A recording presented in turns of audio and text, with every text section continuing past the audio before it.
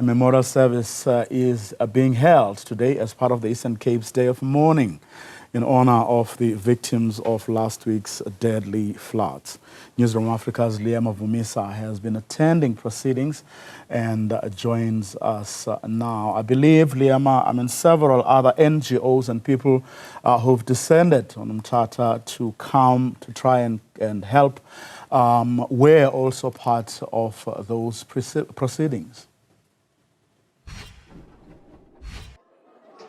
That's right, Bravo. And matter of fact, the NGO that is Oxfam has a public outcry, and in fact they want to urge the municipality in terms of their intervening in those donations that they hand out then to the affected families. But I want her to just paint a picture by herself and tell us what has been transparent. Thanks, Kakulu Mama, for joining us. Just to paint us a picture then of what you are alleging has been happening when you are donating some of the items to the families. I think the starting point is that since this catastrophic event, Oxfam has really been in the forefront in supporting families, but with the support of South African citizens who've really been opening up their hearts.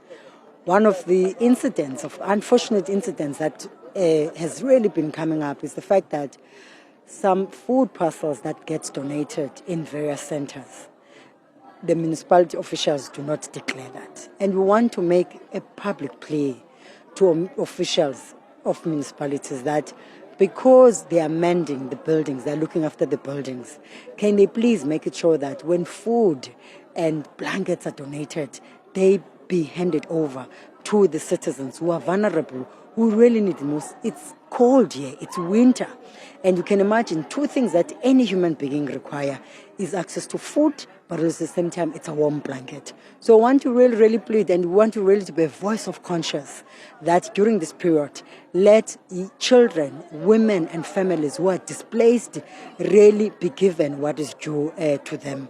Because then in essence, if we don't do that, it would mean that people who are currently displaced will not trust the municipalities. And in fact, this is the time where we all need to work together, and that's why we're actually on the ground, is to make it sure that we support the efforts of government, we support the efforts of other civil society organizations, but as well as the municipalities. So we're here really as partners.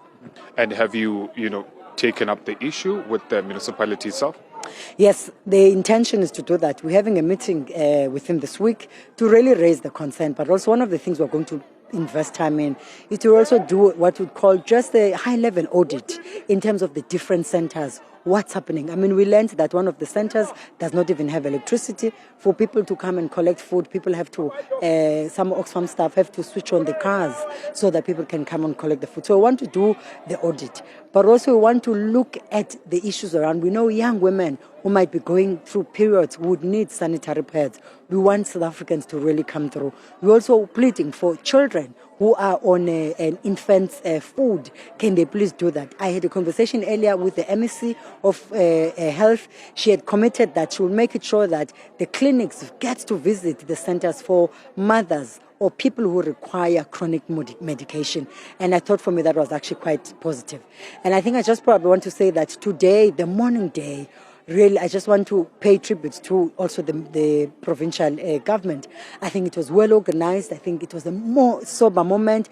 But amongst the key things, it was really about strengthening families, but also making commitment, but also infusing a component of deep spirituality, which is, by the way, a lot of black communities. It's an important social capital. So really, I think I just want to applaud them for organizing that. I think going forward, one of the key things we'd really want to do is to a lot more watertight coordination, because the building process is going to require a lot more thinking amongst ourselves. I think all of us have been caught off guard. For instance, some people actually live in informal settlement, and those are wet areas. So meaning that we must then start asking the question, why would people desperately stay in a wet area? Because the wet area naturally means that it has high underground water, and then if you have the floods, it attracts a lot more water. So it means that the resettlement process has to consider several things. Amongst those is access to schools, meaning social rights, but also as well as economic rights. So there's a lot more thinking that we need to, and we think that this is the moment where we should not be avoiding the challenges of poverty, inequality, and economic exclusion of black people in South Africa. All right. Thanks so very much for your time. Well, there you have it, Bravo. You're just on the sidelines then of that disaster that struck here in the province of the Eastern Cape. You have emerging acts of cruelty. The chairperson there from Oxfam, which is a non-governmental organization that has been donating some of the items to the affected families, are mentioning that, in fact, those items do not reach those families, and alleging that municipality officials are behind that, as of course you would understand then that they are stored in their properties.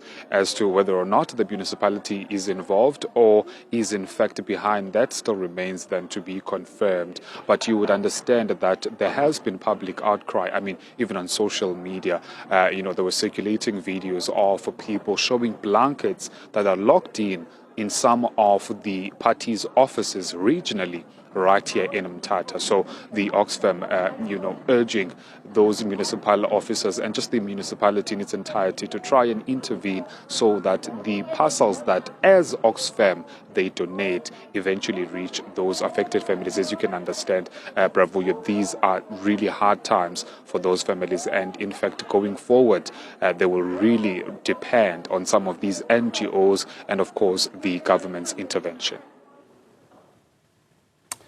Liema speaking there to one of the leaders, chairperson of one organization, Oxfam South Africa, which has gone there to assist. He's registering a complaint, he says they're going to take up with the municipality, but at the same time also congratulating them for doing a decent job trying to help people there.